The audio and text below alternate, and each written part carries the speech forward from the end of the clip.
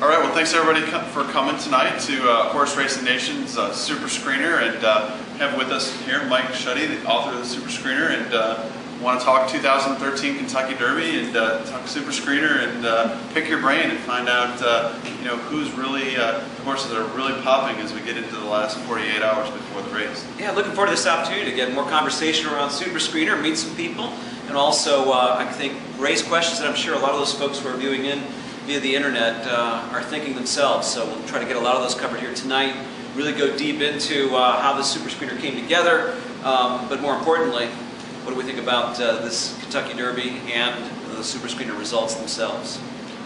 Exactly, and Mike, we've talked about, the Super Screener's been around for almost 20 years now, and why don't you tell us, how'd you come up with this and how's it work so well? Well, I think, as you all know, the Kentucky Derby is probably it's the most unique race I can think of, because you're asking a 3-year-old to do several things for the first time that they'll probably never do again in their racing career. So naturally they're running a mile and a quarter, at least most of these horses, for their first time ever. They're running in a field of 19 other rivals, as the fields have certainly expanded over the last several years. And then they also are running against very difficult conditions in terms of both pace, trips, and so on. And preparing over that season, all those preps, again, for a young horse, this is quite taxing. So I was trying to understand why traditional handicapping and the things we normally do in smaller fields just doesn't translate well. So I think we began the experiment by going back over 20 plus years of Kentucky Derby runnings, getting all the past performance together, the results charts, and then literally started looking at it horse by horse, trying to understand were there any patterns, looking at about 40 handicapping variables that separate those vulnerable favorites that went off as low-priced horses. In a Derby, literally anything under 10 to 1 is a low-priced horse. And why did those fail, and why did those at those prices, why did they succeed? Same thing for those long shots. Now in every Derby field, especially when you have about 20 horses, you're going to have 9, maybe sometimes 10 horses, like we will have this year, that are going off at 20 to 1 or more. So it makes a tremendous betting opportunity in terms of a race. Unfortunately, you have to bet a lot of tickets. It's very confusing for a lot of people. And there's a lot of uninformed money in the pools, which is what makes it such a tremendous opportunity for those who are more informed. So I think the goal was to get more informed around what are the real factors that contribute to success or failure in the Kentucky Derby. And we found these reoccurring patterns, these thresholds that have held up over time that are not your typical, like, well, it hasn't had a race since in 2000 or the present year, or I'm sorry, the prior year.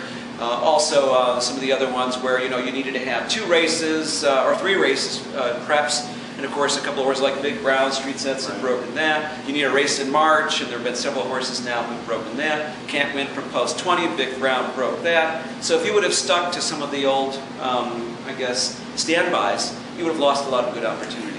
Definitely. You've got to have something that's flexible, and you've got to really weed out the rules that are going to stand the test of time. And that's what's beautiful. Every year, we get more data. We can adjust, we can calibrate.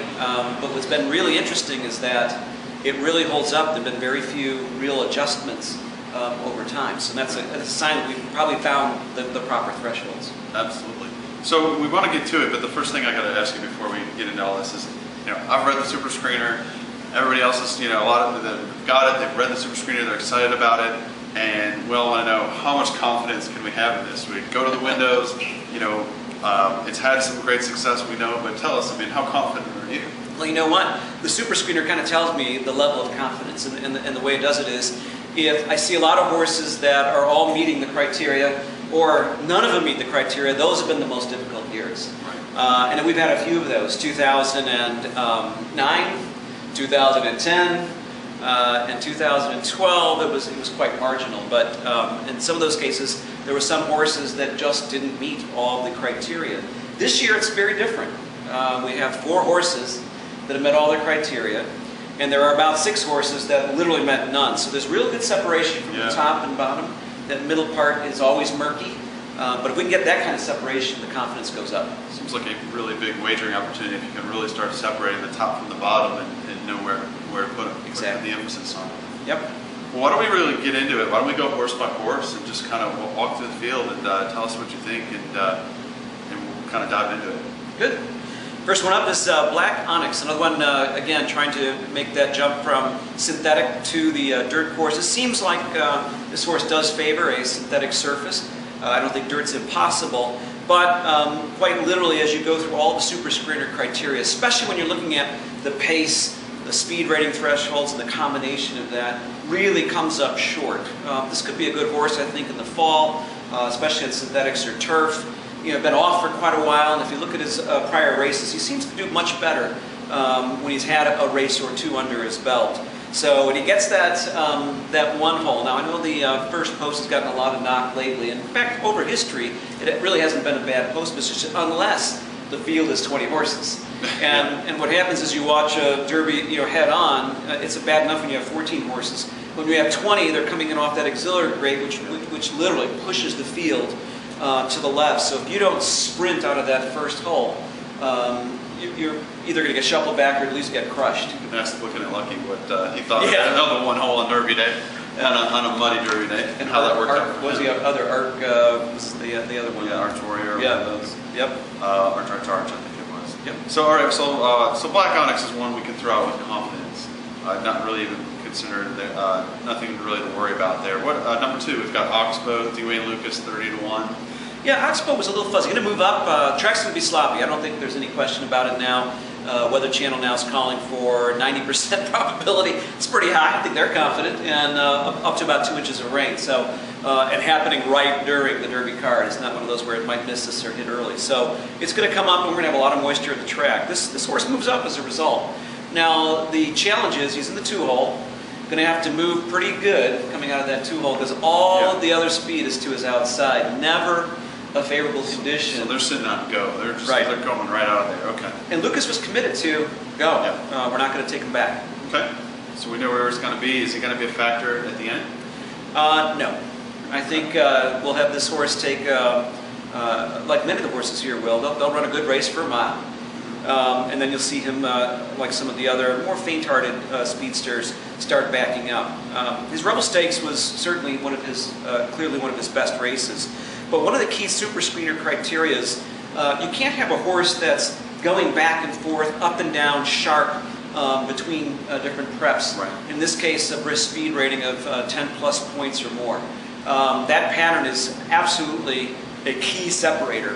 There are no violators of that rule over the last 19 years, and there's some that have come close, but the 10 points is really the breakoff point. Yeah, so, and he's one of the violators. So a lot of questions. A great, pretty great Rebel, poor Arkansas Derby, up and down, just toss. Yep, and if we think the tracks that come up with his money last time as a closer track, that's going to hurt him as well. Yeah, good. Okay, so let's move on. Number 3, we've got Revolutionary Louisiana Derby winner, 10-1.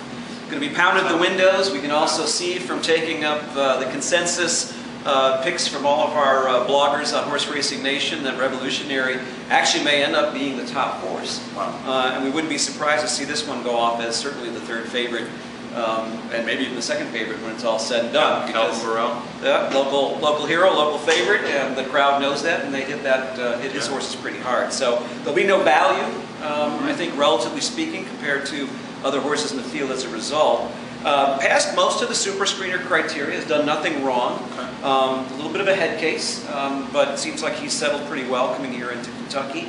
And he's been showing some really nice workouts. Super screener has him as a marginal win contender, but a real deep threat, hitting the board in the money. So right around 5th, 6th choice, somewhere in there? Yes, he's I think right now number 5. Okay. Yep. And but like you said, not quite a good value. He's 10-1 morning line, could end up going off what 7, 6, lower than that, and not a lot of value in this wide open race. Can't leave him off your tickets. My only fear is if he goes to the rail. And right now, if you've watched some of the Churchill races, it can certainly change by Saturday. But the rail has not been the place to be. So if Calvin takes the rail and it gets deep with moisture, and he's in the middle of the pack, I think there are a lot of horses going to be stacked up on the side there with the mid-pack pressers. He might not have room. Yeah, Calvin gets tough on that rail though. You know, he gets in there, he finds the good Finds spot his on the little rail. holes. He goes, I think, a few extra feet closer to the rail than the other jockeys dare go, but that's interesting. He's got the right kind of horse who can dart, like Animal Kingdom could, you know, move in and out of horses. So he at least has the right animal. Okay. So moving on, real interesting one, a horse that Golden Soul at number 4 at 50 to 1, a horse that probably a lot of people aren't paying really any attention to, but you say we should pay attention to this horse. Yeah, last minute entry, because there's so many Kentucky Derbies where people will rule this horse out, and he's a closer. They'll rule the horse out solely because if you look at his past performances, a lot of other horses in this field have beaten this horse in the prior preps, the Risen Star and the Louisiana Derby, right, which are coming up as very key prep races as it appears coming into this Derby. So Golden Soul, though, all he does in those races is pass a lot of tired horses.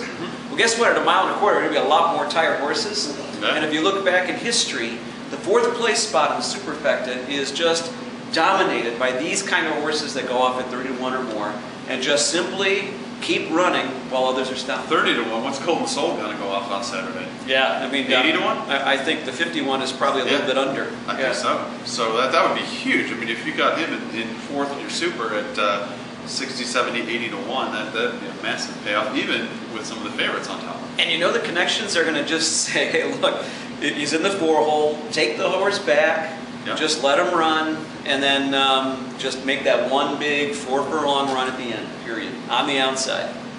Going to pass. He's definitely a top half of the field. There's no question about that. Interesting, interesting. And he's the only horse in the Super Screener to meet the most critical criteria, which is you've got to run, you got to be close and in contact toward the end of the race, right, and then you've got to run real steady, strong numbers, again, without accelerating or decelerating too much. He's kind of stamina just to keep plowing through. Stamina grind. Yeah. Yep. That's interesting. And so, well, okay, so now that being said, how high would you go with Golden Soul on some tickets? I'll tell you what, in the Super Screeners you'll see on some of our wagers, he's definitely made the 3 and 4 holes on trifectas and superfectas, and on a few, we even popped him in the 2-hole, but primarily the 4th hole in the superfecta. Awesome, okay. That's one to look for. And then what about a muddy track with Golden Soul, just real quick? It doesn't seem to literally help or hurt the horse, okay, so I think we're going to be okay on that front. And again, if it's one of those like we had when Super Saver and Icebox came in, where it was just closers all day from the outside, well, that just plays into his hands. That's true. Yeah, and that's a tough thing with a sloppy track, is it can turn. You don't know which way it could could be be. fast, it could be closing, but Churchill gets to be a little deep, so we'll see if it ends up being a closing derby. All right, so number 5, we move on to a real interesting one, Normandy Invasion at 12 to 1, Chad Brown. Yeah, I'm almost actually both Super Screener and personally surprised he's 12 to 1. Don't know if that's where he'll end up. Wow. In terms of the Derby. And he's sort of become the wise guy horse, and there's always those kinds of horses every year, and they typically don't do well. However, this animal seems to be pretty special in terms of just literally hit all the Super Screener criteria out of the park. We had to throw out that Risen Star. Risen Star race. Horrible trip. Just an absolute horrible trip. But we've done that for other horses, so in all fairness. And he has been unlucky for sure. But if you watch all 3 of his good races, his replays, this horse is just an incredible animal, and here's why. Most horses can run really fast for 2 furlongs. And there will be a lot of closers who are going to run really fast for 2 furlongs, but they're typically too far back to make an impact on the win spot. Right. He runs fast for 4 furlongs. And in a Derby, that's going to be key. And I think you interviewed his trainer this morning, and what did he say about Normandy Invasion? It was pretty funny. So we talked to Chad Brown this morning, and we were peppering him with different questions, and they said, well, as far as pedigree, people have questioned the Boston Harbor, and does he have a sprinter's pedigree that can't go a mile and a quarter? He looked at me firmly and said, this horse will go a mile and a half. And that video's up on Horse Racing Nation. You can watch that. But very, very confident in his horse.